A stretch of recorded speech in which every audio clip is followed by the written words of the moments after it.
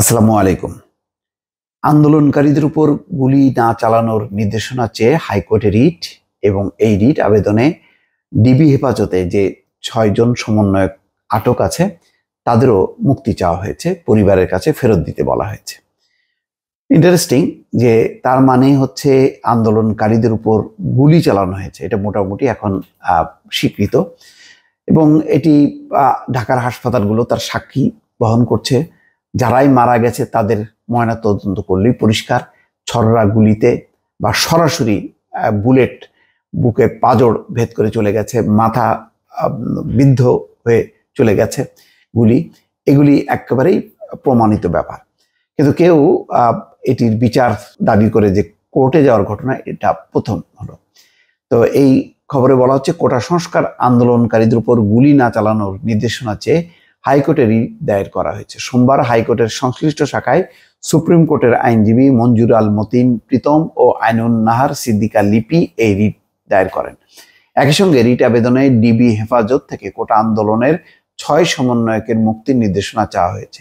বিচারপতি মোস্তফা জামান ইসলাম ও বিচারপতি এস মাসুদ হোসেন দোলনের সমন্বয়ে গঠিত হাইকোর্ট বেঞ্চে আবেদনটির উপর শুনানি হওয়ার কথা রয়েছে।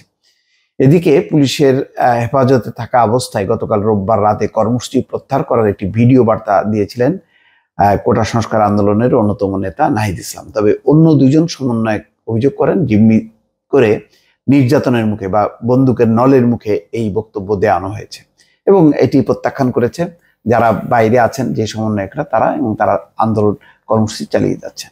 এখন এই যে হাইকোর্টে যে রিট করা হয়েছে, আবেদন করা হয়েছে, এটি হাইকোর্ট বা উচ্চ আদালতের এখন যে পরিস্থিতি, এই পরিস্থিতি থেকে তারা খুব শক্ত কোনো অবস্থান নেবেন এটা মনে করার মানে যথেষ্ট কোনো কারণ নেই। এটা সবাই জানেন বর্তমান উচ্চ আদালতের অবস্থাটা কি। শুধুমাত্র দেখলাম যে ওই যে ১৭ বছরের কিশোর ফায়াজ, তার ব্যাপারে বলেছে যে না, রিমান্ডে না দেওয়ার জন্য, কিন্তু তাকে ঠিকই কিশোর শোধনাগারে পাঠানো হয়েছে। তো তাকে কিন্তু হাইকোর্ট একদম পরিষ্কারভাবে বলতে পারতো যে তাকে জামিন দেওয়া হোক এবং সে যাতে তার পরিবারের জিম্মায় থাকে, না সেটাও কিন্তু দেওয়া হয়নি। অর্থাৎ সবকুল রক্ষা করা হচ্ছে।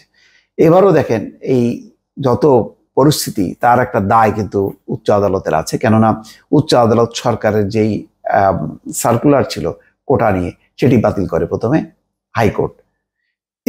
এরপরেই কিন্তু মানে পরিস্থিতি পাল্টে যায় এবং এই বাতিল করার পরেও দেখা যাচ্ছে যে সরকার মোটামুটি তার বডি ল্যাঙ্গুয়েজ, তার ভাষা দিয়ে যেটি প্রকাশ করছে যে না ঠিকই আছে, এটা ভুল ছিল, এটা বাতিল করাটাই যথার্থ। এবং এটা যে ক্ষোভ বিক্ষোভ সঞ্চার হয় তার ফলেই কিন্তু আজকের এই পরিস্থিতির পর যেই পরিমাণ গুলি করে মানুষ হত্যা করা হয়েছে, এই ব্যাপারে কি হাইকোর্ট, উচ্চ আদালত কোনো সুমোটো রুল বা সরকারের কাছে স্বপ্রণোদিত হয়ে জানতে চেয়েছে যে কতজন এই ঘটনায় হত্যা করা হলো, কেন সরাসরি গুলি চালানো হলো, পরিস্থিতি নিয়ন্ত্রণের বাইরে চলে গেল কেন, এই সব বিষয়গুলো কি উচ্চ আদালত এখনো পর্যন্ত নড়ে চড়ে বসছে?